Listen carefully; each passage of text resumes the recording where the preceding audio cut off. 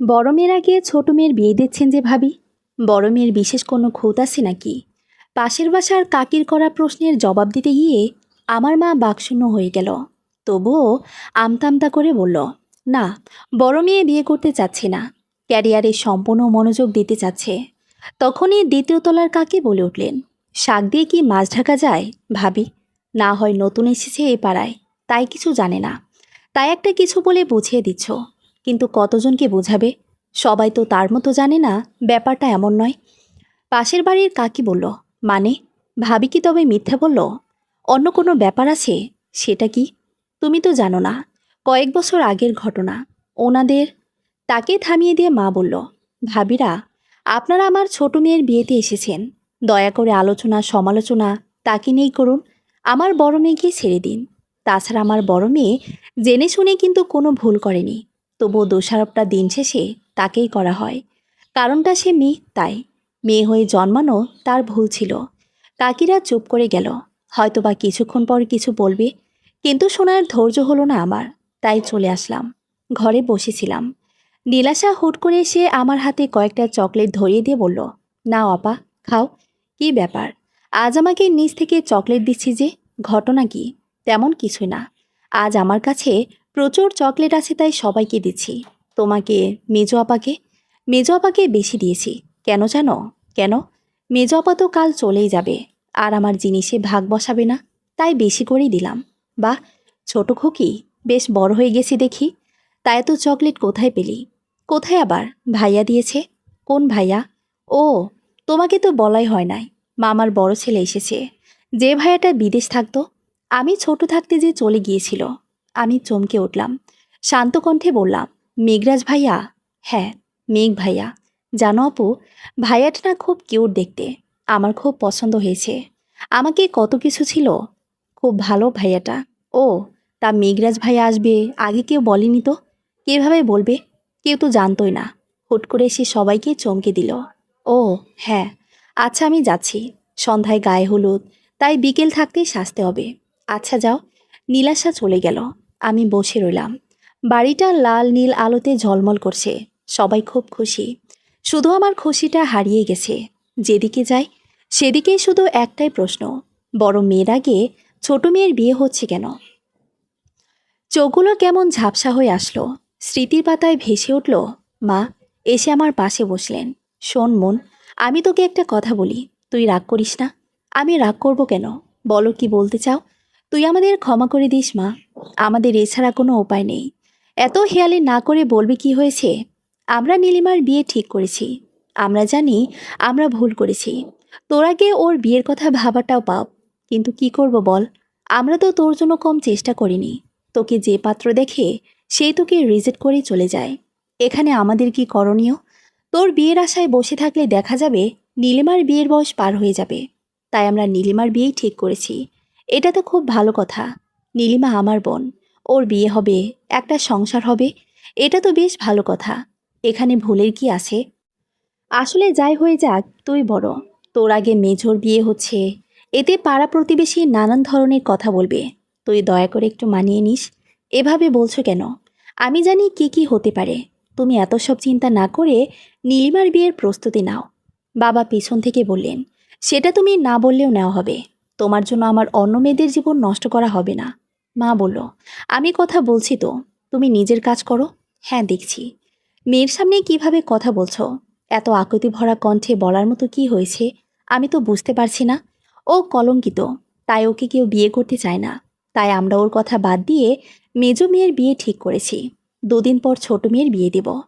পুরনো কথা ভাবতে ভাবতে চোখ জোড়ায় ভিজে উঠল। গায়ে হলুদের আয়োজন শুরু হয়েছে, ছেলের বাড়ির লোকজনও এসেছে। নীলাশা মন্তাহাকে ডাকতে এলো, এই বড় আপা, নিচে চলো, মেজো আপাকে সবাই হলুদ দিচ্ছে, চলো দেখবে না। নীলাশা কথা বলতে বলতে ঘরে ঢুকলো, ঢুকে দেখে মুনতাহা এখনো তৈরি হয়নি। এ কি আপা, তুমি তো তৈরি হওনি, যাবে না নিচে? ভালো লাগছে না বোনো, আমি পরে যাব। তুমি গিয়ে মজা করো, আমার ফোন নিয়ে যাও, ছবি তোলো বন্ধুদের সাথে, সে তুলবো। তুমিও চলো আপু, তুমি না গেলে কেমন দেখায়? আমি তো আমাদের তিন বোনের ছবি তুলতে পারবো না। আমি বললাম তো, আমি পরে আসি। এর মাঝে মা আসলো। পরে মানে কখন? গায়ে হলুদ শেষে যাবি তুই? তোমরা যাও, আমার ভালো লাগছে না। মা বলল, ভালো লাগছে না বললে হবে না, তোকে না দেখে সবাই নানান কথা বলছে, এসব কথার জবাব দিতে পারবো না আমি, চুপচাপ তৈরি হয়ে নিচে আয়। মা এক মুহূর্ত না দাঁড়িয়ে চলে গেল। নীলাশা হুট করে সে আমাকে জড়িয়ে ধরে কান্না করে দিল। কি হলো বনু, কাঁদছো কেন? এমনি, তুমি তৈরি হও, আমরা একসাথেই যাব। আমি কিছু বললাম না। নীলাশা অষ্টম শ্রেণীতে পড়ে, এতটা অবুঝ নয়। সে ঘরের মধ্যে ঘটমান ঘটনা বুঝবে না। নীলাশা মুনতাহার হাত ধরে নিচে নামল। সবাই নীলিমাকে হলুদ দেওয়া শুরু করে দিয়েছে। মুনতাহা নীলাশাকে বলল, যাও গিয়ে মেজ অপার সাথে ছবি তোলো, আমি এদিকটায় বসছি। নীলাশা সম্মতি জানিয়ে চলে গেল। মুনতাহা গিয়ে একপাশে চুপচাপ বসে রইল। কিছুক্ষণ পর নীলাশা পুনরায় মুনতাহার কাছে আসলো। মেজ অপা তোমায় ডাকছে, চলো। নীলিমা আমায় ডাকছে কেন সেটা তো জানি না, চলো। মুনতাহা উঠে নীলিমার কাছে আসলো। মুনতাহা বলল, কিছু বলবি নীলিমা? হ্যাঁ। তুমি দূরে বসে আছো কেন? চলো, আমরা একসাথে 3 বোন ছবি তুলব। নীলাশা বলল, হ্যাঁ, আমাদের একসাথে তো ছবি হলোই না কোনো। নীলিমা বলল, চলো এবার তুলি। নীলাশা আর নীলিমা বেশ কিছু ছবি তুলল। মুনতাহা বলল, আর না, শখানেক তুলে ফেলেছিস, আমি এখন যাচ্ছি। নীলাশা বলল, আপু আর দুটো প্লিজ, একটাও না। তোর বন্ধুরা ওদিকটায় অপেক্ষা করছে, ওদের সাথে তোর। মুনতাহা আর কোনো কথা বলার সুযোগ না দিয়ে চলে আসলো। তাড়াহুড়োয় চলে আসতে গিয়ে কারো সাথে ধাক্কা লাগলো। পুরুষ কণ্ঠে কেউ বলল, চোখ কপালে নিয়ে হাঁটেন। মুনতাহা তার দিকে তাকাতে তাকাতে বলল, সরি ভু। মুনতাহা থেমে গেল। সামনে থাকা পুরুষ লোকটিও চুপ করে গেল। পুরুষ লোকটি মেঘরাজ। না, এত বছর পর মুনতাহার তাকে চিনতে ভুল হয়নি। কিছু সময় তারা একে অপরের দিকে তাকালো। মুনতাহা নিজেকে সামলে নিয়ে বলল, সরি, ভুল হয়ে গেছে ভাইয়া। মেঘরাজ বলল, কেমন আছো মুনতাহা? মুনতাহা বলল, হ্যাঁ ভালো আছি, তুমি? মেঘরাজ বলল, আমিও ভালো আছি। তোমার বর আসেনি? মুনতাহা চমকালো, বেশ অনেকটাই চমকালো। মুনতাহা এক মুহূর্ত না দাঁড়িয়ে ছুটে ওপরে চলে গেল। মেঘরাজ হতভম্ব হয়ে গেল। যা, ছুটে পালানোর মতো কি বললাম। গায়ে হলুদের পর্ব মিটে গেল। যে যার মতো ঘুমাতে চলে গেল। সকাল থেকে বাড়িতে হুলস্থুল বেঁধে গেছে। বিয়ের তোড়জোড় চলছে বেশ। সবাই টুকটাক কাজ করছে। মুনতাহা মায়ের পাশে বসে হাতে হাতে টুকটাক কাজ করে দিচ্ছিল। কিছুটা দূরে 2 প্রতিবেশী বলাবলি করছিল। বড় মেয়েটার লজ্জাবোধ নেই। নিজের আগে ছোটটার বিয়ে হচ্ছে, তাও দেখো কেমন মুখ দেখিয়ে চলছে। লজ্জা থাকলে কি এত বছর পার করতে পারত? তাহলে তো সেই রাতেই মৃত্যুকে বরণ করে নিত। এসব মেয়েদের লজ্জা থাকে না। মেয়েটার কপাল খারাপ, নয়তো কি সুন্দর মেয়েটা শেষে কিনা কলঙ্কিত হতে হলো। বাবা মায়েরও আক্কেল নেই। মেয়েটাকে বিয়েতে রাখার কি প্রয়োজন ছিল? ছেলের বাড়ির লোকজন যদি জানে বড় বোন অবিবাহিত, তারপর বিয়ে না হওয়ার কারণ জানলে তো শেষ। ছেলেপক্ষ মেজ মেয়েকে গ্রহণ করে কিনা দেখো। আমিও এই বিষয়টা নিয়েই ভেবেছি। তাদের উচিত ছিল বড় মেয়েকে অন্য কোথাও পাঠিয়ে দেওয়ার। দুজন কোটকাচালি করছিল। পাশ থেকে মেঘরাজের কানে কিছু কথা গেল। মেঘরাজ নীলাশাকে এদিকটায় আসতে দেখে ডাক দিল, নীলাশা শোন। হ্যাঁ ভাইয়া বলেন। আমার সাথে একটু ওদিকটায় চলো, কিছু জরুরি কথা আছে। আচ্ছা চলুন।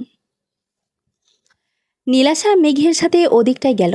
হ্যাঁ ভাইয়া বলুন, কিসের জন্য ডাকলেন? আমাকে একটা প্রশ্নের জবাব দাও তো, তোমার বড় অপার বিয়ে হয়নি? নীলাশা কিছুটা চমকালো। নিজেকে সামলে বলল, কেন, আপনি জানেন না ভাইয়া? না, আমি তো ভেবেছি মুনতাহার বিয়ে অনেক বছর আগেই হয়ে গেছে, কিন্তু ওখানে শুনলাম। নীলাশা মেঘরাজকে থামিয়ে দেয়। বুঝতে পারল হয়তো কারো পরনিন্দা পরচর্চা মেঘের কানে গিয়েছে। না ভাইয়া, বড় আপার বিয়ে হয়নি। বড় আপা একটা অফিসে চাকরি করে।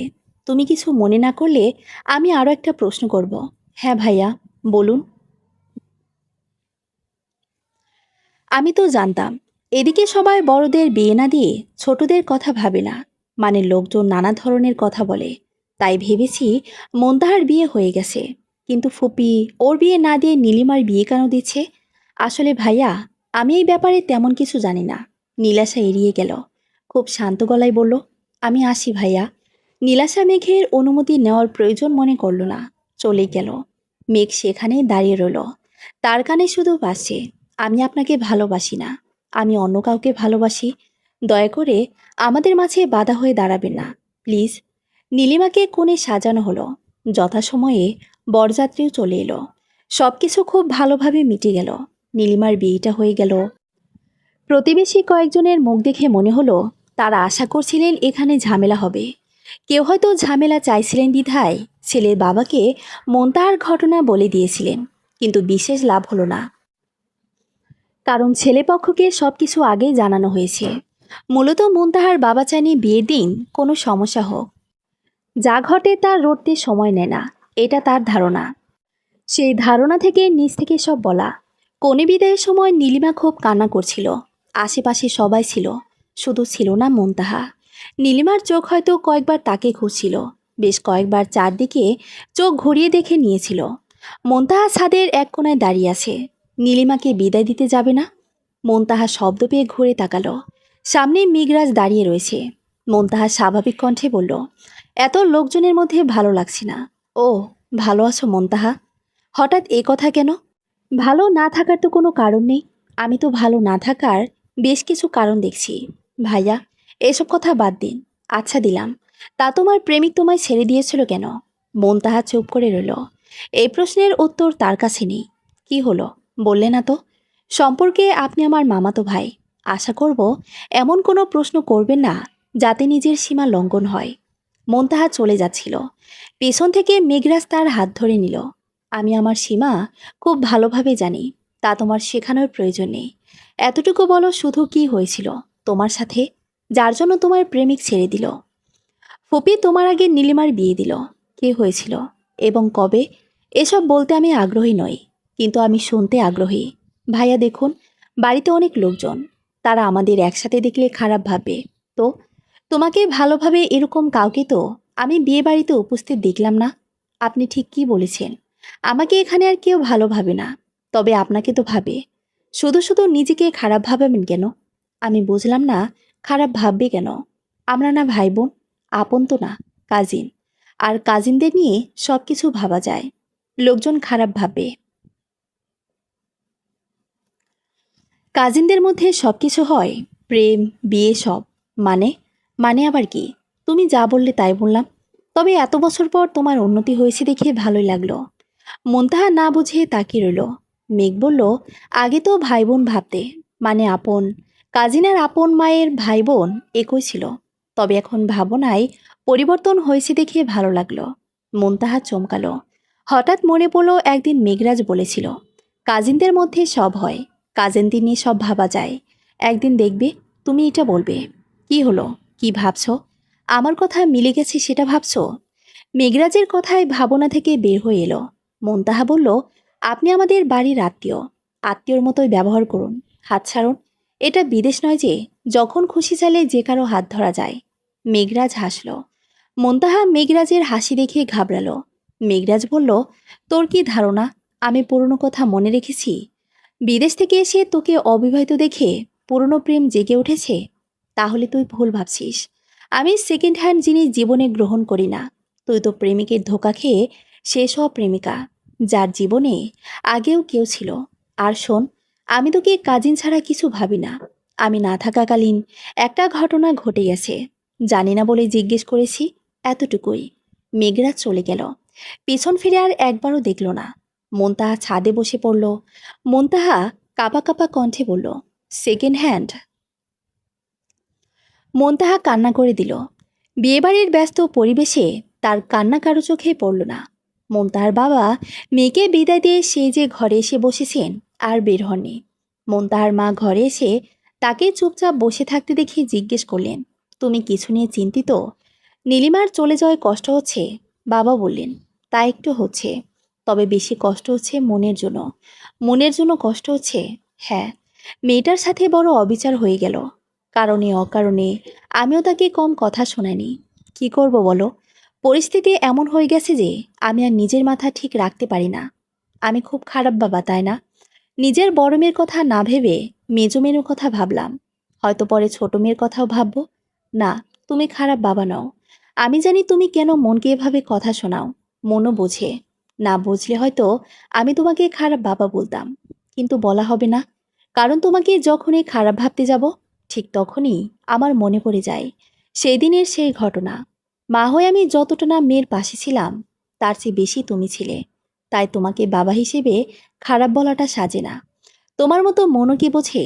নাকি আমার বিরক্তি, রাগের মাথায় বলা কথাগুলো শুধু শুনে? মন আমাদের বিচক্ষণ মেয়ে, তাই তুমি ভেবো না ও ঠিকই তোমার পরিস্থিতি বোঝে। বুঝলে ভালো, নয়তো সারা জীবন আমি তার চোখে খারাপ বাবা হয়েই থাকবো। এসব কথা বাদ দাও না। বাদ দিলেই কি সব কথা বাদ দেওয়া যায়? বাবা চোখের কোণে আসা জলটা মুছে নিলেন। মা দীর্ঘশ্বাস ছাড়ল। শিরিন বেগম বসার ঘরে ছিলেন। কলিং বেলের শব্দ পেয়ে গিয়ে দরজা খুলে দিলেন। সামনে তার মেয়ে রুমঝুম দাঁড়ানো। শিরিন বেগম ঘড়ির দিকে তাকিয়ে দেখলেন রাত 11টা বাজে। তিনি বেশ শান্ত গলায় বললেন, এত রাত অবধি কোথায় ছিলে? রুমঝুম বলল, বন্ধুর বাড়ি ছিলাম। বন্ধুর বাড়ি থেকে কেউ এত রাতে বাসায় আসে? সময় সম্পর্কে জ্ঞান নেই তোমার? কতটা সময় বাইরে থাকা উচিত, কতটা সময় নয় সেটা জানো না তুমি? সবে তো রাত 11টা বাজে। তাতে সমস্যা কি? সমস্যা কি মানে? তুমি এত রাত অবধি বাইরে থাকবে? রাস্তাঘাটের পরিস্থিতি ভালো না। যদি তোমার সাথে কিছু হয়ে যায়, তোমার জন্য আমরা আমাদের মান সম্মান নষ্ট করতে পারবো না। আসল কথা বলো। আসল সমস্যা মান সম্মান। আমার বিপদ হওয়াটা তোমাদের আসল সমস্যা নয়, তাই না? সে তুমি যাই মনে করো, আমার বাড়িতে থাকতে হলে তোমাকে অবশ্যই সন্ধ্যার আগে বাড়ি ফিরতে হবে। তা হঠাৎ এত সচেতন হলে কিসের জন্য? কই, আগে তো কখনো সচেতনতাদের চোখে পড়েনি। আজ হঠাৎ মেয়েকে নিয়ে এত ভয়? তুই তো জানিস না, নিচতলায় যারা থাকে মানে ওই মন্তাহারা। আজ মন্তাহার মেজ বোনের বিয়ে ছিল। তো জানিস মন্তাহা বড় হওয়া সত্ত্বেও ওর বিয়ে কেন দেয়নি? আগে ছোট মেয়ের বিয়ে কেন দিল? জানি। তুই জানিস কিভাবে? আমি তো আজ জানলাম, যেভাবে তুমি জানো। তোমাকে এক কাকিমা বলল, তুমি আবার একজনকে বললে। এভাবে পুরো বিল্ডিং এমনি ছড়িয়ে গেছে। তো ভয় পাচ্ছ আমার সাথে এমন না হয়? হ্যাঁ, তুমি বড় হয়েছ, তাই এখন থেকে তোমাকে সেভাবে চলাফেরা করতে হবে। যার আগে সব শেষ হয়ে গেছে তাকে নিয়ে মিশে ভয় পাচ্ছ তুমি? মানে, তুই কি বলতে চাইছিস? কিছু না। তোমার সাথে ফালতু কথা বলার সময় আমার নেই। গেলাম আমি। রুমঝুম তার মাকে এড়িয়ে চলে গেল। মনের আজ অফিস থেকে বের হতে বেশ রাত হয়ে গেল। কাজের চাপ ছিল বেশ। বোনের বিয়ে উপলক্ষে বন্ধ নিতে গিয়ে বেশ কাজ জমে গেছে। সব কাজ শেষ করে বের হতে গিয়ে রাত প্রায় 10টা। অর্ধেক পথ গাড়িতে আসার পর হঠাৎ গাড়িটা থেমে গেল। মন বলল, কি হলো মামা, গাড়ি থামালেন কেন? চালক বললেন, জানি না মা, চলতে পথে হঠাৎ থেমে গেল। এখন স্টার্টও নিচ্ছে না। মনে হয় নষ্ট হয়েছে। আমি দুঃখিত। তুমি প্লিজ অন্য কোনো গাড়ি দেখো। এখন এই গলির মাথায় গাড়ি কোথায় পাবো? আমিও বা কি করব? আচ্ছা সমস্যা নাই, দেখছি আমি। মন নেমে যায়। গলি থেকে হাঁটা শুরু করে। কিছুটা সামনে দুটো ছেলেকে বসে সিগারেট খেতে দেখল। ছেলে দুটোকে দেখে কিছুটা ঘাবড়ালো মন। তবে থেমে থাকলো না। সে তার মতো হেঁটে চলেছে। ছেলে দুটো একবার তার দিকে তাকালো। পরক্ষণে চোখ ফিরে নিল। যতই হোক, একা একটা মেয়ে। মন কিছুটা ভয় পেয়েছে, তবুও হেঁটে যাচ্ছে। তবে ছেলেগুলো কোনোরকম খারাপ কিছু করেনি। মন সেটা তাদের ছাড়িয়ে কিছুটা সামনে যাওয়ার পর উপলব্ধি করলো তবুও তার মনে ভয় বাসা বেঁধেছে। হয়তো মেয়ে বলে জন্ম নিয়েছে বলে এই ভয়। নারীর হৃদয় যেমন নরম তেমনই ভীতু, কথায় বলে। তাই মন তার ভয়টাকে স্বাভাবিকভাবে নিয়ে গন্তব্যে এগিয়ে যাচ্ছে। আশেপাশে তাকিয়ে একবার দেখে নিল কোথাও কোনো গাড়ির দেখা মেলে কিনা। কিন্তু না, মিলল না। কিছুটা সময় পর মনের সামনে একটা বাইক এসে থামল। হুট করে বাইক সামনে আসায় চমকে উঠল মন। পরক্ষণে বাইক চালককে দেখে স্বাভাবিক হলো। মেঘরাজ বাইকে বসে থাকা অবস্থায় বলল, উঠে আসো। ভাইয়া, আপনি এখানে কি করছিলেন? তোমাদের বাড়ি যাচ্ছি। তুমি যাবে? যেতে চাইলে আসো। মন কিছু একটা ভেবে বলল, না, আমি হেঁটে যেতেই পারবো। বাহ, পায়ে জোর আছে বলতে হবে। আধা কিলোর মতো পথ হেঁটে যাবে? বেশ উন্নতি হয়েছে বলতে হয়। হ্যাঁ, আপনি যান। নাটক বাদ দাও। এখানে তোমার প্রেমিক আসেনি, ভাই এসেছে। ভাইয়ের বাইকে উঠে যায়। মনটাও দাঁড়িয়ে রয়েছে। মেঘরাজ বলল, তোমার কি মনে হয় আমি সব ভুলে গিয়ে তোমার সাথে আবার রংঢং করব? একদমই না। এসব ভুল ভাবনা থেকে বেরিয়ে আসো। এখন আমি শুধু তোমার ভাই, বুঝলে? এই কথাটা মাথায় রাখো। আমি কখন বললাম আপনি আমার ভাই না? এত বেশি বোঝেন কেন? আমি না বেশি, তুমি বোঝো। তুমি তো ভাবছো তোমার বাইকে গেলে তোমার হাতের ছোঁয়া আমার গায়ে লাগবে। আমি অন্য কিছু ভাবতে পারি। এসবের জন্যই তো উঠছো না। মন চমকালো। মনের কথা বুঝলো কিভাবে? এ কি মন পড়তে জানে নাকি? না, আমি মন বিশেষজ্ঞ নই, তবে কথা বলে যার দৌড় যতটা তাই বুঝে নিয়েছি। তোমার ভাবনার দৌড় কোথায় গিয়ে থেমেছে? মোটেই না, আপনি ভুল ভাবছেন। ভুল আমি কখনোই ভাবি না, তবে একবার অজান্তে ভুল হয়ে গেছে। আমি আশা রাখছি আর কখনো হবে না। মন অবাক হয়ে মেঘরাজের দিকে তাকালো। মেঘরাজ মুচকি হাসলো। মন আস্তে করে উঠে মেঘরাজের বাইকে বসলো। মেঘরাজ বাইক চালানো শুরু করলো। ভালোভাবে ধরে বসো, পড়ে গিয়ে কোমর গেলে শেষে আমারই দোষ হবে। মন কিছু বলল না। মন ধীরে ধীরে মেঘরাজের কাঁধে হাত রাখল। মেঘরাজ আপন মনে বাইক চালাচ্ছে। মন পিছনে বসে চোখ বন্ধ করে নিল। অতীত, গভীর রাত, সবাই ঘুমিয়ে পড়েছে। মনও ঘুমানোর প্রস্তুতি নিচ্ছে তখন হন্তদন্ত হয়ে মেঘরাজ মনের ঘরে ঢুকল। মন বলল, এ কি ভাইয়া, তুমি ঘুমাওনি? না, চলো আমার সাথে। মানে? কোথায়? ফুচকা খেতে। কি, এত রাতে? তোমার মাথা খারাপ হয়ে গেছে? একদমই না। আরে, বাসার সবাই জানতে পারলে কি বলবে? তারা কিছুতেই রাজি হবে না এখন বাইরে যেতে দিতে। আরে, তাদের জানাবো কেন? আমরা তো লুকিয়ে বের হব। কি? হ্যাঁ, চল। না, আমি যাব না, আমার ভয় করছে। তুই সেই ভীতুই রয়ে গেলি। ক্লাস 9-এর বুড়ি ভাব দেখো, ক্লাস 1-এর বাচ্চা যেন। কি, আমি বুড়ি? তো কি বাচ্চা? আমি তোমার সাথে যাব না। তুমি আমাকে বুড়ি বলে অপমান করেছ। আমি কিছুতেই তোমার সাথে যাব না। আরে, একটু তো বুড়ি বলেছি, তাতে কি হয়েছে? আচ্ছা, সরি, আর বলবো না। এবার চল। আচ্ছা, মাফ করলাম। তাও আমার বাইরে যেতে ভয় করছে। এভাবে লুকিয়ে যাওয়াটা ঠিক হবে? ধুর বোকা, লুকিয়ে যাওয়াটাই তো মজার। চল, আজ আমার সাথে। দেখবি, লুকিয়ে লুকিয়ে যেতে কত মজা। মনে হালকা ভয় থাকবে, এই ধরা পড়ে না যায়। আর বুকে অদম্য ইচ্ছা যে বাইরে যেতে হবে আমাকে। দেখবি, সেই এক অনুভূতি। চল। মন বাধা দিতে চাইলেও মেঘ শুনল না। মনকে নিয়ে লুকিয়ে বাইরে চলে গেল। মন মেঘের সাথে পাশাপাশি হাঁটছিল। মন বলল, আমরা কি শুধুই হাঁটব? না, তোকে শুধু হাঁটতে কে বলেছে? আকাশের দিকে তাকা। কেন? তাকা না। মন তাকালো। কি দেখছিস? আকাশ, তার মাঝে জলমল করছে কতগুলো তারা। সুন্দর দৃশ্য। হুম, তার চেয়ে সুন্দর দৃশ্য আছে আকাশে। ভালোভাবে দেখ। আর কি? হাজার তারার মাঝে এক চাঁদ, যার নিজস্ব কোনো আলো নেই। তবুও দেখ, তারাগুলো পাশে কত সুন্দর করে জেগে আছে। মনে হচ্ছে চাঁদের আলোয় পুরো আকাশ আলোকিত হয়েছে। এইমাত্র না বলে চাঁদের কোনো নিজস্ব আলো নেই, তবে তার আলোতে আকাশ কিভাবে ঝলমল করে। ওই যে উজ্জ্বল তারা, তারা বোধ হয় চাঁদকে আলো দিয়ে আলোকিত করছে। চাঁদটাকে দেখতে সুন্দর লাগছে না? হ্যাঁ, খুব সুন্দর। ঠিক যেমন তুই। মন বিস্ময় নিয়ে মেঘরাজের দিকে তাকালো। মানে? এই নিরিবিলি রাতের চাঁদ, আমার চন্দ্র। মন মুচকে এসে মেঘরাজের দিকে তাকালো। মেঘরাজ বলল, এখন কেমন লাগছে? খুব ভালো। আচ্ছা, ওই চাঁদের তো আলো নেই, তাহলে কি আমারও নেই? তা জানি না, তবে ওই তারাগুলোর মতো তোকেও আলো দিয়ে একজন আজ জাগিয়ে রাখছে। কে? তুমি? অবশ্যই আমি। মন কিছু বলল না। সদ্য কিশোরীতে রূপান্বিত হওয়া নারী হিসেবে মনের হৃদয়ে ভালোবাসা নামক শব্দটা বেশ গোছালো। সে জানে ভালোবাসার মানে, তার অনুভূতি সম্পর্কে। তার এটাও বোঝে মেঘরাজ তার প্রতি দুর্বল। একটু না, অনেকটাই। সে ছোট থেকে। তাই তো নিজ বাড়ি ছেড়ে বেশিরভাগ সময় ফুপুর বাড়িতে কাটায় মেঘরাজ।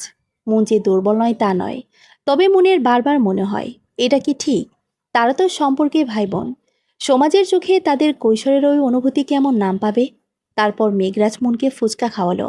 তারপর কত রাত এভাবে লুকিয়ে রাত্রিবিলাস করে কাটলো তাদের, এটা একমাত্র তারাই জানে। কত রাতের আকাশ সাক্ষী তাদের অনুভূতির। তবে অনুভূতি প্রকাশ করা আর হলো না। বর্তমান। ওই, কোথায় হারিয়েছ? মেঘের কথায় হুঁশ ফিরল মনের। মন বলল, হ্যাঁ, বাসায় এসে গেছি। যাও ভেতরে। তুমি যাবে না? না, ইচ্ছে করছে না। বাসায় যাব। কিছুক্ষণ আগে বললে আমাদের বাসায় থাকবে। একটু আগে যে মায়ের সাথে কথা বললাম, তখন কোথায় ছিলি? কি এত ভাবছিলি? না মানে কিছু না। বুঝেছি, নিশ্চয়ই বেমানটার কথাই ভাবছিলি। মন বিরক্ত হলো, কিন্তু তা প্রকাশ করল না। মেঘরাজ বলল, আমাকে ভালোবাসলি না কেন মন?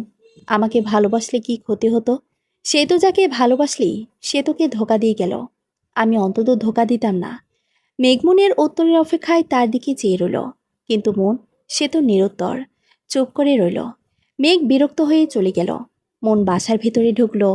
রুমঝুম বাসার দিকে ফিরছিল। পথে নীলাশার সাথে দেখা হয়ে গেল। রুমঝুম নীলাশাকে দেখতে পেয়ে বলল, এই পিচি, এদিকে আয়। নীলাশা বলল, রুমঝুম আপু, তোমাকে না বলেছি আমাকে পিচি ডাকবে না? তোকেও না বলেছি আমি এটা বলে ডাকবো? তোমাকে নিয়ে আর পারি না।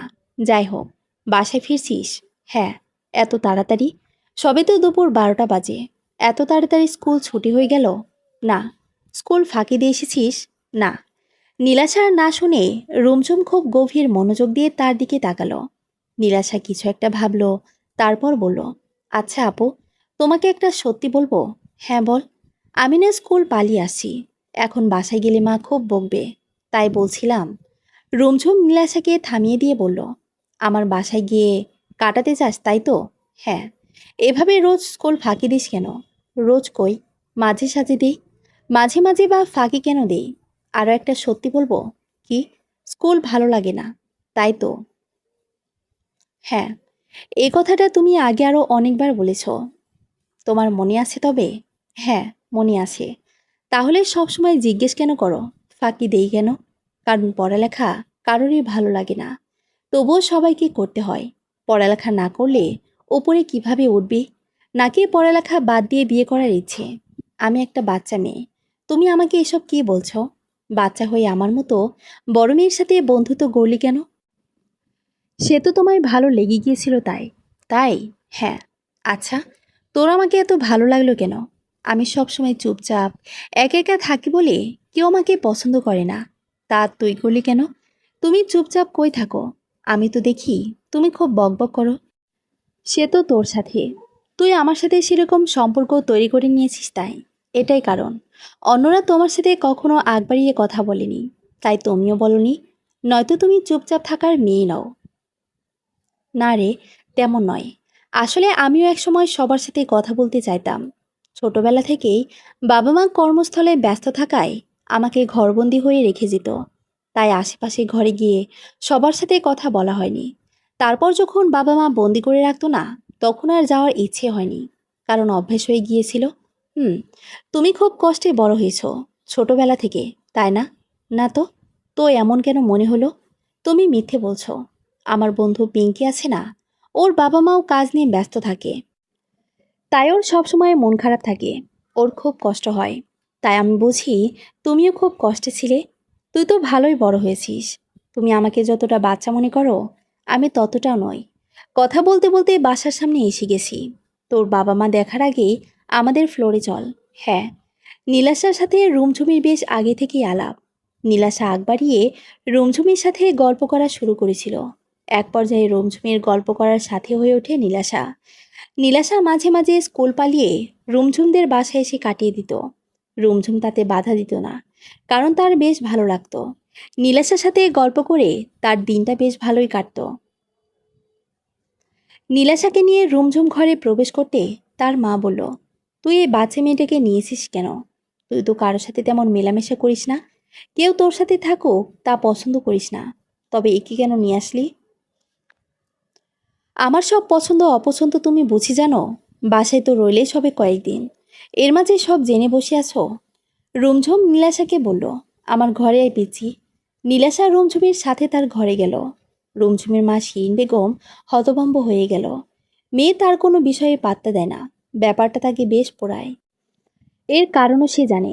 তার চাকরি বাকরি এবং সন্তান দুটোর মধ্যে সমতা মেনটেন করতে পারেনি সে। বলা চলে কখনো চাইনি। তার কাছে যখন বাচ্চা অতিরিক্ত ঝামেলা মনে হতো। অতীত। শিরিন বেগম কর্মস্থলে কাজ করছিলেন। তখন তার এক কলিগ মেয়েকে খাওয়াচ্ছিলেন। বাবর একটু খাও, এভাবে না খেয়ে থাকলে হয়? শিরিন বেগম বলেন, অফিস টাইমে বাচ্চাকে খাওয়াচ্ছেন, এই জন্যই আপনার কাজ শেষ হয় না। রোজ ওকে নিয়ে আসার কি প্রয়োজন? দেখুন, আমি ওকে পারমিশন নিয়েই নিয়ে আসি। তাছাড়া আমার কাজ অফিস টাইমের মধ্যে শেষ না হলে আমি ওভার টাইম করি। কাজ শেষ করে তবেই বাড়ি যাই। তাই আমি কোনো সময় আমার বাচ্চাকে খাওয়াচ্ছি সেটা দেখার বিষয় নয়। আমি ওভাবে বলতে চাইনি। রোজ রোজ ওকে নিয়ে আসেন, আপনার কাজের সময় দেখি বিরক্ত করে, কখনো কখনো কাজগুলো নষ্ট করে। আপনাকে বসে বসে পুনরায় করতে হয়। তাই বলছিলাম আমি, রোজ রোজ ওকে নিয়ে আসার কারণ কি প্রয়োজন? প্রয়োজন আছে। কয়েকদিন পর ওকে স্কুলে ভর্তি করাবো, তখনও আসবে না। তাই এখন একসাথে করে নিয়ে আসি। এই কটা দিন ওকে একা রেখে আমি চাই না ওর মনের ওপর কোনো প্রভাব পড়ুক, কিংবা ওর মনে হোক বা ওর মা কাজ করতে গিয়ে ওকে প্রায়োরিটি দিচ্ছে না। স্কুলে ভর্তি করালে যে এমনটা হবে না সেটা তো নয়, কারণ সে সময় তো আপনার সাথে থাকবে না। তখন আমি ওভারটাইম করব, আপনি কি সেটা ভাবছেন? একদমই না। তখন আমি 5টার মধ্যে কাজ শেষ করে চলে যাব। স্কুল ছুটির পর কয়েক ঘন্টাতেও সেটা ম্যানেজ করা যাবে। আর বাসায় গিয়ে যতটা টাইম আমি অফিসে বেশি সময় দিতাম, ততটা সময় আমি ওকে দেব। তারপর বাকি কাজ যেটা এখন করি। আপনার এই বিষয়টা আমার পছন্দ না। যাই হোক, আমি বলার কে? সময় হলে আপনিই বুঝবেন আমার এই কাজটা কত গুরুত্বপূর্ণ। বর্তমান শিরিন বেগম এখন বুঝেন কতটা গুরুত্বপূর্ণ। তার মেয়ে তার থেকে কতটা দূরে চলে গেছে। মন কাজ শেষে বাসায় এসে দেখলো বাহির থেকে তালা মারা। মনের কাছে চাবি থাকায় সেটা দিয়ে ঘরে প্রবেশ করলো। মন তার মাকে ফোন দেওয়ার কথা ভাবলো। এর মাঝে তার মাই ফোন দিল। হ্যাঁ মা, কোথায় তোমরা? মুনির মা বললেন, তোর মামার বাসায়। আমরা রাতের মধ্যেই ফিরে আসব, চিন্তা করিস না। নিরাশা মায়ের থেকে ফোনটা নিয়ে নিল। হ্যাঁ আপু, হ্যাঁ বল বোনো। জানো আপু, আমরা আজ মামার বাড়িতে কেন এসেছি? কেন? মেঘ ভাই আর হবু বউকে দেখতে। আজ আমরা সবাই দেখতে গিয়েছিলাম। জানো আপু, খুব সুন্দর দেখতে মেয়েটা। বাসায় গিয়ে তোমাকে খবরটা দিতাম, মা ফোন করায় এখনই দিয়ে দিলাম। মনের মা নীলাশার থেকে ফোনটা এক প্রকার কেড়ে নিয়ে কেটে দিল। তোকে বেশি বুঝতে বলেছে কেউ? তোকে মনকে জানাতে বলছি আমি, তুই ফোন কেড়ে নিয়ে জানালি কেন? এত অগ্রিম ওস্তাদি কেন তোর? মাকে এভাবে রেগে যেতে দেখে বেশ ঘাবড়ালো নীলাশা। ভয়ে ভয়ে বলল, তুমি হঠাৎ এভাবে রেগে গেলে কেন মা? মনের মা নিজেকে স্বাভাবিক করে শান্ত গলায় বললেন, বাসায় গিয়ে আপুকে মেঘরাজের বউ কিংবা ওর বিয়ে নিয়ে কিছু বলবে না। আমার কথাটা মাথায় রেখো। আপুকে বললে কি হবে? আপু কষ্ট পাক, এটা চাও না তো? তাহলে শুনে রাখো, তুমি এসব বলে তোমার আপু খুব কষ্ট পাবে। তাই তুমি তাকে এসব নিয়ে কিছু বলবে না, মনে থাকবে? নীলাশা কিছু বুঝল না, তবে মা যখন বলেছে আপু কষ্ট পাবে, তখন পাবে। তাই নীলাশা মাথা নেড়ে বোঝালো সে বুঝতে পেরেছে। মন বিছানায় শুয়ে আছে। সে ঠিকই শুনেছে, মেঘরাজের জন্য মেয়ে দেখতে গিয়েছে তারা। মনের ভিতরে কেমন অনুভূতি হচ্ছে তা সে বুঝতে পারছে না। তার হঠাৎ করে এত কষ্ট কেন হচ্ছে? এটা তো হওয়ার ছিল। এখানে তার কষ্ট পাওয়ার তো কোনো কারণ নেই। মনের মন হঠাৎ বলে উঠল, তবে কি কিশোরী বয়সের আবেগকে ভুলতে পারেনি সে? সে সেই আবেগে আজও পড়ে আছে। পরক্ষণেই বলে উঠল, না, এটা ঠিক নয়। সে সময় যেটা সম্ভব ছিল না, সেটা এখন তো কোনো মতে সম্ভব নয়। নীলাশারা বাসায় চলে গেল। মেঘ বাসায় এসে তাদের পেল না। মেঘ বাসায় আসতে তার মা বলল, মেঘ, তোর সাথে আমার একটা গুরুত্বপূর্ণ কথা আছে। হ্যাঁ মা বলো। এই ছবিটা দেখ। মেঘের মা ফোন থেকে ছবি বের করে দিল। মেঘ সেটা দেখল। এই মেয়ের ছবি দেখে আমি কি করব? কি করবি মানে? এই মেয়েটাকে আজ আমরা দেখে এসেছি। তোমরা দেখে আসছে তো কি হয়েছে? আরে, তুই আসল ব্যাপারটা বুঝতে পারছিস না। আমি এই মেয়েটাকে তোর জন্য দেখে এসেছি। মেঘ চমকালো। কোনো মতেই নিজেকে সামলে বলল, আমাকে জিজ্ঞেস না করেই তোমরা এতদূর এগিয়ে গেছো কেন? তোর মেয়েটাকে ভালো লাগেনি? এখানে ভালো লাগা না লাগার কথা নয় মা। আমি এই মুহূর্তে বিয়ে করব না। মানে? বিয়ে করবি না মানেটা কি? বয়স কত হয়েছে দেখেছিস? এখন বিয়ে না করলে করবি কবে? জানি না, তবে আমি এখন বিয়ে করব না। কেন? কি সমস্যা তোর? সমস্যা একটাই, কিশোর বয়সের আবেগ থেকে বের হতে পারিনি। মেঘরাজ নিজের ঘরে গিয়ে দরজা বন্ধ করে দিল। মেঘের মা সেখানে ঠায় দাঁড়িয়ে রইল। তিনি বুঝতে পারলেন না মেঘ এইমাত্র কি বলে গেল। মেঘ ঘরের মধ্যে গিয়ে বিছানায় বসে পড়ল। নিজের চোখ বন্ধ করে নিল। সেখানে মনকে নিয়ে রাতের শহর ঘুরে বেড়ানোর সুন্দর দৃশ্যগুলো ভেসে উঠেছে। পরক্ষণেই মনে হলো মেঘের গালে সজোরে কেউ থাপ্পড় মারল। মেঘ চোখ খুলে ফেলল। মেঘ বলে উঠল, ভালোবাসা এত পোড়ায় কেন? মনির মা কয়েকবার মনির ঘরে কড়া নাড়ল। মন দরজা খোলেনি। মন ঘুমিয়েছে ভেবে তিনি চলে গেলেন। মন বিছানায় শুয়েছিল। শব্দ করার মতো জোর মুখে নেই। তাই মায়ের ডাকে জবাব দিল না। তার ভিতরে কি হচ্ছে একমাত্র সেই জানে। বয়সের দিক থেকে পরিপক্কতা পেয়েছে মন, কিন্তু তাও আজ কেন জানি না বেশ আবেগী হয়ে উঠেছে। কিছু সময় মনে হয় ভুল করছে। এই বয়সে এসে আবেগে কান্না করাটা বড্ড বেমানান লাগে। পরক্ষণে মন বলছে, আবেগের কি কোনো বয়স হয়? এই উত্তরটা আমিও চাই, পাঠকরা দিয়ে দিন। মনের স্মৃতিপাতায় ডুব দিল অতীত। মেঘরাজের সাথে মেলামেশাটা বেশি হয়ে যাচ্ছে। মনে মনে মন দেওয়া নেওয়া হয়ে গেছে, শুধু দুজনের মুখে প্রকাশ করা বাকি ছিল। মেঘরাজ মনের কথা জানানোর প্রস্তুতি নিচ্ছিল। মেঘের জীবনে তার অনাকাঙ্ক্ষিত কথাটি প্রকাশ করার সময় আসার পূর্বে একদিন মেঘের মা মনের মাকে ফোন দিল। মনের মা বলল, হ্যাঁ ভাবি বলো, আমি আজ তোমার সাথে খুব গুরুত্বপূর্ণ কিছু কথা বলতে চাই। হ্যাঁ বলো। তুমি আমার একমাত্র ননদ হওয়ায় তোমার সাথে আমার সম্পর্কটা বেশ ভালোই। আমার স্বামীর কথা না হয় বাদ দিলাম, তার কাছে তুমি তার পৃথিবীর মতো।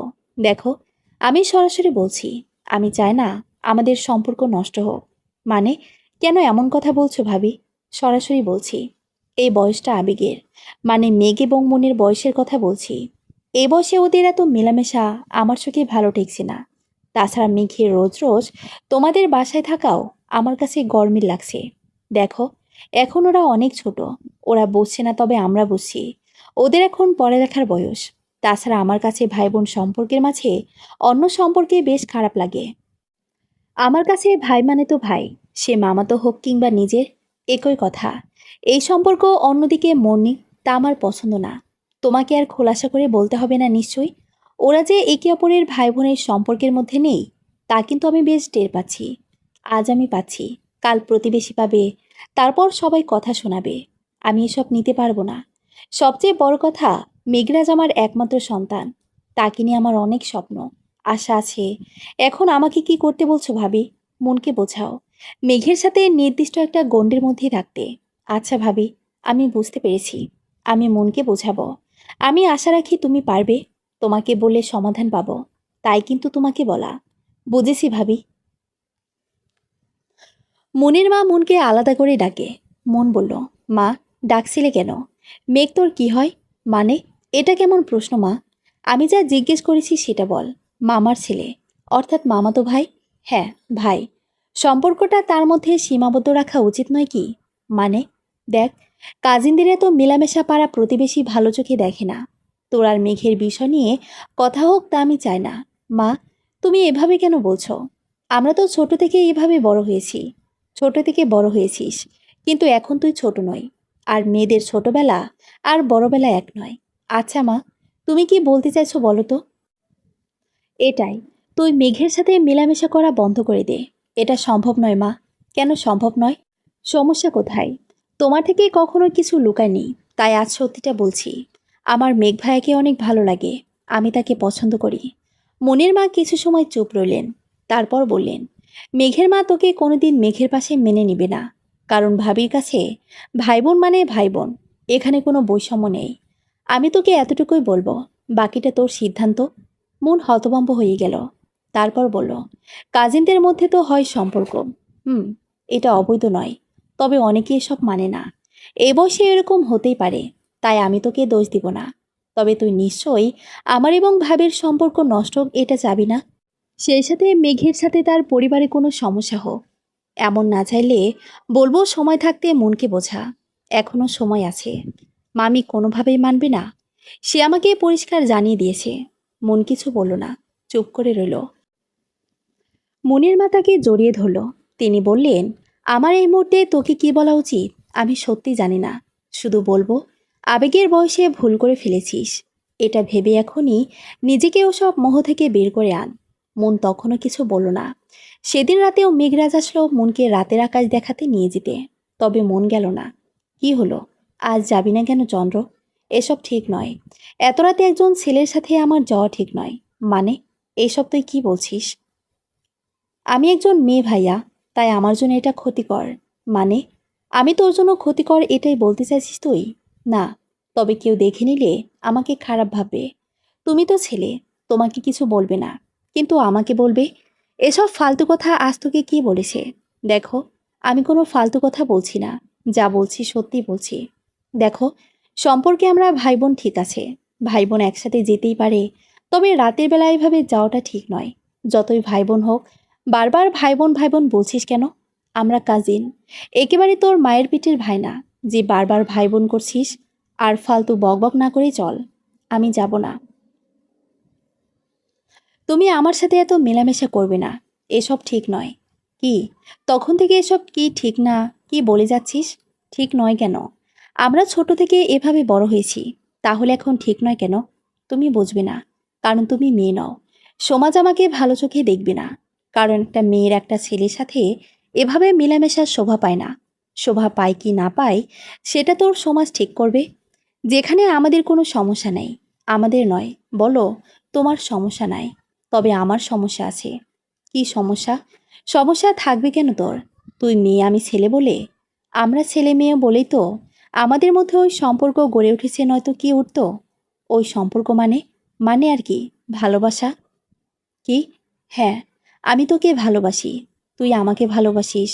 মানে, আমি তোকে ভালোবাসি এটা তোমাকে কে বলেছে? সব যদি বলে দিতে হয়, তবে চোখ আছে কেন? চোখ আছে তো দেখার জন্য, আর মস্তিষ্ক বোঝার জন্য। এসব কি আজগুবি কথা বলছো তুমি? আমরা ভাই বোন, সেখানে তুমি কি সব উল্টাপাল্টা কথা ভাবছো? ভাই বোন হিসেবে ভালোবাসা যায়, তবে তুমি যেভাবে বললে তাতে মনে হলো প্রেমিক হিসেবে তোমাকে ভালোবাসি। মেঘ চমকালো। মানে, তুই প্রেমিক হিসেবে আমাকে ভালোবাসিস না? ভুল কথা। আমি না, তুই বলছিস। দেখ, অনুভূতি সবসময় মুখে বলতে হয় না, বুঝে নেওয়া যায়। তোর আমার প্রতি অনুভূতি আছে, এটা আমি বুঝতে পারি। আর আমারও আছে, এটা তুইও বুঝতে পারিস। আর বুঝতে না পারলে জেনে নে, আমি তোকে ভালোবাসি, অনেক ভালোবাসি। আমার তোর প্রতি অনেক গভীর অনুভূতি আছে। ঠিক এই কারণেই আমি যেতে চাইছি না। তুমি ভাই বোনের সম্পর্কটাকে নষ্ট করতে চাইছো। কোনোভাবে কল্পনা করে তুমি আমাদের কাজিন সম্পর্কের অপমান করছো। এই চন্দ্র, পাগলের মতো কি বলছিস? আমি তোকে ভালোবাসি, এটা আমাদের কাজিন সম্পর্কের অপমান? কিভাবে বলতে পারলি তুই? তুই কখনো শুনিসনি কাজিনদের বিয়ে হয়? মেঘ মনকে জড়িয়ে ধরে। পাগলের মতো কী সব বলছিস? আমাদের মধ্যে কোনো খারাপ সম্পর্ক নেই। যে অপমান বা অসম্মান হবে সম্পর্কের, ভালোবাসা খারাপ নয়, খুব সুন্দর। মন মেয়েকে ধাক্কা দিয়ে নিজে থেকে ছাড়ায়, তারপর সজোরে একটা থাপ্পড় মারে। তুমি আমাকে জড়িয়ে ধরার সাহস কোথায় পাও? এই মাঝরাতে আমার ঘরে এসে আমাকে জড়িয়ে ধরে আমাকে কলঙ্কিত করতে চাও? আমার প্রেমিকের কাছে আমাকে ছোট করতে চাও? মেঘের মাথা ঘুরতে শুরু করে। মেঘ আমতা আমতা করে বলে, প্রেমিক? তোর প্রেমিক? হ্যাঁ, আমি একজনকে ভালোবাসি। সে আমাকে তোমার সাথে মেলামেশা করতে বারণ করেছে। আমাদের মেলামেশা তার পছন্দ না। সে যদি জানে আমি তোমার সাথে রাতে ঘুরতে বের হই, তাহলে তো সে আমাকে ছেড়ে দিবে। মেঘ হতভম্ব হয়ে গেল। তার মুখ দিয়ে কোনো শব্দই বের হয় না। তাও বলল, কোথায় তোকে যে কখনো কোনো ছেলের সাথে মেলামেশা করতে দেখিনি? তবে তোর প্রেমিক আসলো কোথা থেকে? এখন এসবের কৈফিয়ত দিতে হবে তোমাকে? দেখো, আমি তোমাকে আমার ভাই ছাড়া কিছু মনে করিনি, আর করবও না। দেখো, তুমি দয়া করে আমাকে আর বিরক্ত করো না। তোমার জন্য আমি ওর সাথে আমার সম্পর্ক নষ্ট করতে পারবো না। মেঘ চলে যাওয়ার জন্য পিছু ঘোরে, দরজার কাছে গিয়ে মনের দিকে পুনরায় ফিরে। তারপর বলে, ভালো থাকিস তোর ভালোবাসার সাথে। হয়তো তার প্রতি তোর প্রেমকে আমার জন্য ভেবেছিলাম। তার কথা মনে করে তোর মুখশ্রী জুড়ে ফুটে ওঠা লজ্জাকে আমি আমার জন্যই ভেবেছিলাম। আপন মনে তার কথা ভেবে হেসে ওঠাকে আমি আমার জন্যই ভেবেছিলাম। আমি ভুল করেছিলাম, তার মাসুল আমিই দিব। মেঘ চলে যাওয়ার পূর্বে বলে যায়, তোর এই থাপড়ের কথা আমার সবসময় মনে থাকবে। মেঘ চলে যায়, মন সেখানেই বসে পড়ে। আবেগকে জাগিয়ে দেওয়া মানুষটার আবেগকে কষ্ট দিয়েছে আছে। তারও যে ভীষণ কষ্ট হচ্ছে, কিন্তু তার তো করার কিছু নেই। মন কেঁদে দেয়। সে যাওয়ার পর মেঘ বেশ কিছুদিন মনদের বাসায় আসেনি। পরে একদিন খবর পায় মেঘ বিদেশ চলে যাচ্ছে। যাওয়ার আগের দিন ফুপুর সাথে দেখা করতে আসে। সেদিন মন দরজার আড়ালে লুকিয়েছিল, তবে মেঘ একবারের জন্য ঘরের ভিতরে তাকায়নি। বর্তমান, মন পুরনো কথা ভেবে কান্না করে দিল। অন্যদিকে মেঘও পুরনো কথাই ভাবছিল। মনের সাথে স্কুলের মাঠে আড্ডা দেওয়া, মেলায় ঘুরতে যাওয়া, সবকিছু খুব মিস করে সে। মন বিছানা থেকে উঠে বসলো। আলমারি থেকে এক মোট চুড়ি বের করে দেখতে লাগলো। সবুজ রেশম চুড়ি, মেঘের দেওয়া। অতীত। মেঘ এবং মন মেলা গেল, বাসায় না জানিয়ে, স্কুল ফাঁকি দিয়ে। মনের অবশ্য ভয় করছিল, তবে মেঘ থাকায় সে ভয়কে পাত্তা দিল না। মেলায় দুজন ঘুরছিল। হঠাৎ চুরির দোকান দেখে মেঘ দাঁড়িয়ে গেল। এক মুঠো সবুজ রেশম চুড়ি হাতে তুলে নিল। তারপর মনের বাম হাতটা ধরল, নিজ হাতে পরিয়ে দিল। আনমনে বলল, বাহ, বেশ লাগছে তো। মন নিজের হাতের দিকে তাকিয়ে বলল, হ্যাঁ সুন্দর, নিয়ে নে। এটা মেলায় তোকে দেওয়া আমার প্রথম উপহার হিসেবে সবসময় যত্ন করে রেখে দিস চন্দ্র। মন মুচকি হাসল। মেঘ বেশ খুঁটিয়ে মনের হাতে চুড়িগুলো লক্ষ্য করছিল। মন চুড়িগুলোর দিকে তাকিয়ে বলল, চুড়িগুলো বেশ যত্নেই আছে।